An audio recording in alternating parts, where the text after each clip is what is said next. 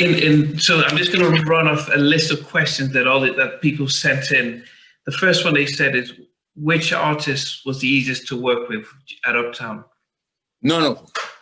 The easiest. I'll tell you who my favorite artist. Okay, who's your favorite? Heavy D. Okay. If it wasn't for him, I wouldn't have even been on a plane. I wouldn't even been on an airplane if it wasn't for Heavy success. Yeah. Okay. Yeah, he was my favorite. The other question. And that's my brother. I knew him in Eddie F.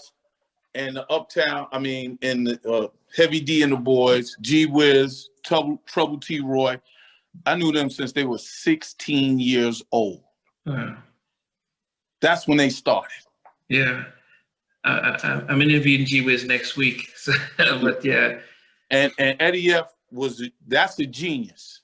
I mean, he had every piece of equipment, everything. And me and him were so close that we lived across from each other and we drove the same Jeep at the same time. That both of us, a Cherokee fire red Jeep with yellow rims.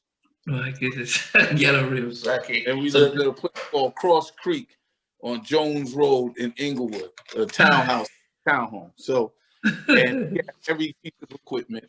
He's the first one to go on stage to have like a whole setup of production for a rap group. Wow. He's very quiet and unassuming, but you don't realize behind the scenes how the difference he taught Puff, him and Al B. Shore. He taught Al B. Shore. He studied under Teddy, but he's just as good. I don't know if he's as, I don't know. Teddy is in the league by itself, but Eddie's, we would talk like Andre and myself would talk, and we would talk about him starting a label deal. So he started this label called Untouchables, and he had Pete Rock, CL Smooth under it. But his production staff, he had Pete Rock, he had Dave Hall, he had all these other producers that have created triple platinum albums, Mariah albums, just everything. He did everything. So, and people don't know that, you know, and I remember bringing him, he knew Gerald Busby, but, you know, like I said, he was shy and everything. So when Gerald went over to Motown, I brought him to Motown. Oh, he did say he went to, yeah. Yeah, so I went over to Motown and I reintroduced him to Gerald because, you know, and Gerald wound up giving him a single deal. I mean, giving him a shot to produce Johnny Gill's Rub You the Right Way and something, The Red Dress, whatever. And that both of those records blew up crazy. And then after that, Gerald gave him a label deal at Motown called Untouchables. Wow. My goodness. The other question they had is, what happened to Nesto Valguez's album? That was my man. That was the Boricua on the label. He came there through my man, Ricky Gidron. And quite frankly, Andre just ain't understand Nesto and his power and how strong he was and how strong it made the label to have a Latin king like that be on the label. And Andre didn't understand it because Andre, one thing he represented what he represented, and that's hip hop and R&B. And he didn't understand the power of a Latin king like Nesto. Because I mean, that Nesto would have took us over the top. If we would have caught a hit with Nesto, it would have been we would have owned MCA. Wow.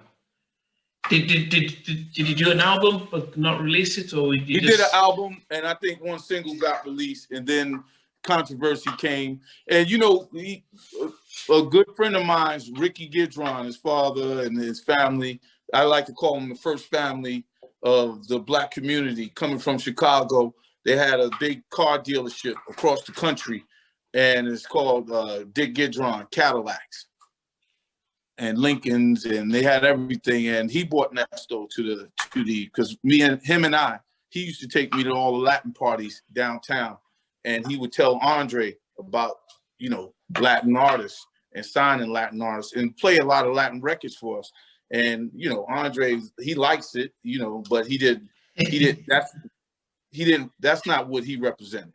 And that's Okay. But Nesto was one of the great artists, a great, amazing singer, and you know, I really wish it could have worked. Yeah. Horace Brown. They asked about Horace Brown or Rooney Henson. Horace Brown and Ronnie Henson. Ronnie Henson Right. came. Let me just say about this about Horace, who's incredible from North Carolina. You know, where Anthony Hamilton came from North Carolina. Yeah. Jodeci came from North Carolina. Wow. You know, so Horace Brown, he came, well, like I said, at the end where we were in turmoil. We were getting ready to go. We were negotiating to go to Motown. So he got caught up in that. So he was signed to Uptown briefly, but wind up being the lead artist on Motown. And when he had good records, but we didn't have time to develop those records properly because we were dealing with the bullshit of the bureaucratic bullshit of record labels, and didn't have time to really focus on the records. And we didn't have the staff, it didn't gel yet because we had to intertwine with the Motown staff that was already there. So we're in the process of figuring out who we're going to keep and who's going to leave, who's going to be hired, who's going to, you know, and then quite frankly, I wasn't running the promotional staff, which was a big problem. That at first they asked me to come back, but I had got a label deal and I was just basically consulting Andre at that time. Wow. Okay. And I think the other questions were and without me running the point on that, it's all fucked up. Well, yeah, as I said, it was a shame that you guys left. The other question they asked is why Christopher Williams' albums wasn't more successful. I mean, one of my all-time favorite songs is All I See, but I'm surprised it didn't go double or triple platinum. Well, you know the stories. So I know you know the stories. That's why you asking me the question, and you know I'm honest and giving you an honest answer. You know, Chris is like family to me. You went to high school? I knew him before high school. I knew when Chris was 10, 11 years old, 8 years old, and he's younger than me. And so, you know, we come from the same projects, even more projects uptown in the Bronx. Him and we come from the same neighborhood, Valley, Co-op City. When he moved to private home down the hill from the projects, I moved to another project, Boston Secor. And he's like my younger brother. We both came up hustling in the streets, you know, and I'm gonna say this straight up, Chris is like Adonis, and especially as a child.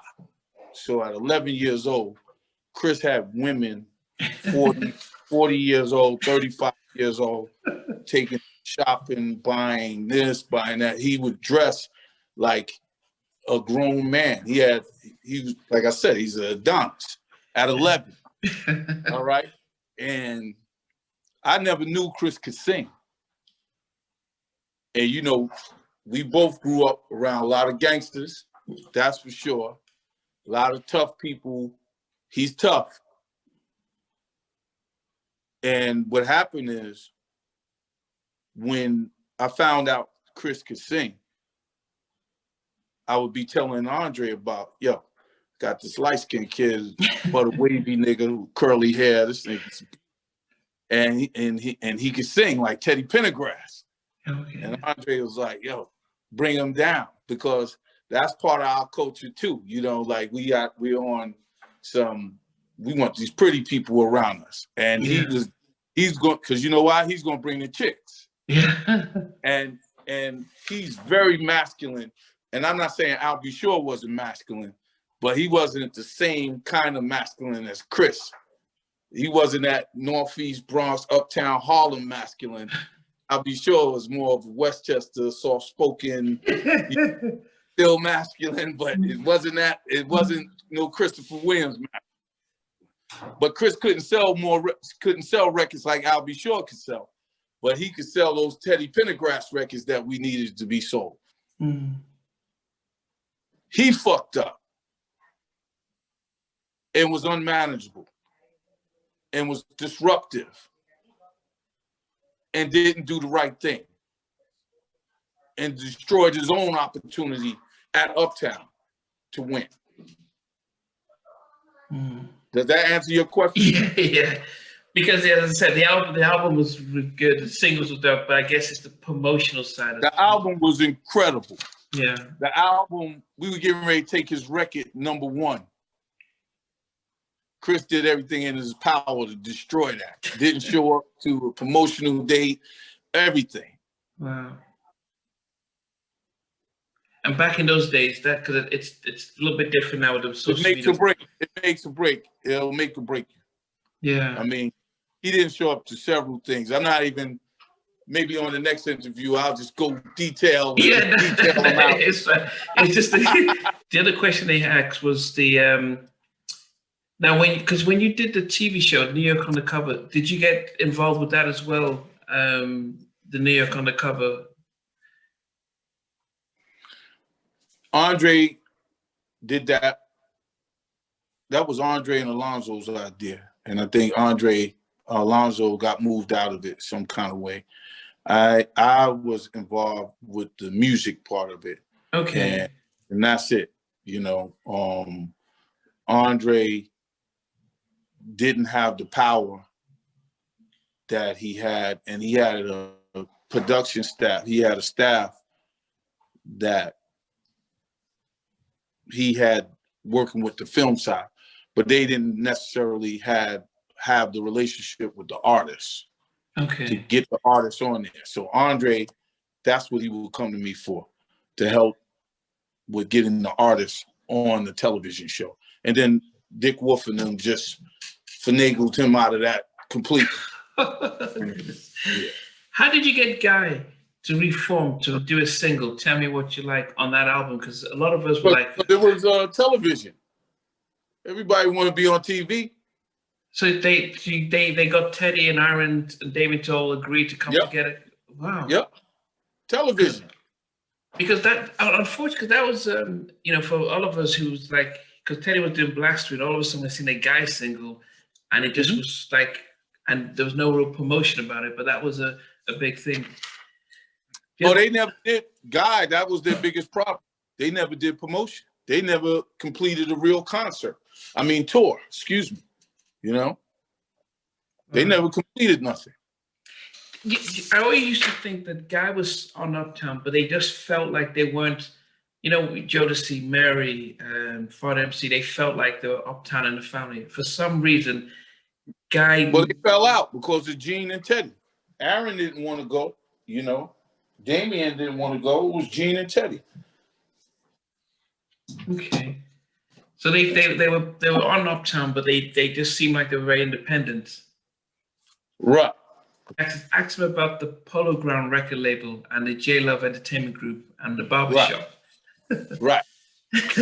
So all of that was a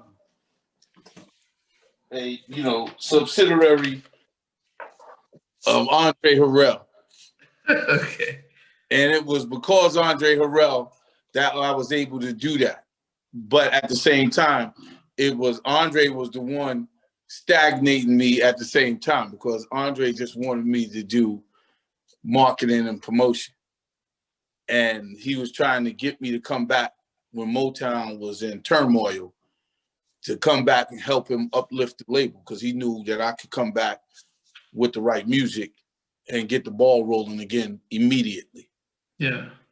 So I wouldn't. So I went on to create Polo Ground and JLuvs Entertainment. The JLuvs Entertainment was the management arm. Polo Ground was the label. And Polo Ground, we started at Uptown. That Andre had given me a label at Uptown, and it was Polo Ground. Okay. And named it Polo Ground. And Polo Ground was because it's Uptown Harlem. The Negro Leagues played there. If you do your history research, the Ruckers is there. Okay. And that's what we were about. So I named my company Polo Ground. And So Polo Ground was that, and I named it after the projects too, because that's where the baseball field was there. So my logo was like a project sign. When you go uptown to the project, you see Polo Ground. It's a blue and orange sign and shit. And so I called it that. And my first artist was on there was Anthony Hamilton. Okay. Yeah. And then I had a producer called George Pearson who produced all the records with Poke and Tone, Trackmaster. Trackmaster, yeah. Yeah, they produced so many records with them. And we actually produced the only hit that came out of Motown, which is Stilo from 702. Yeah, 702. Yeah.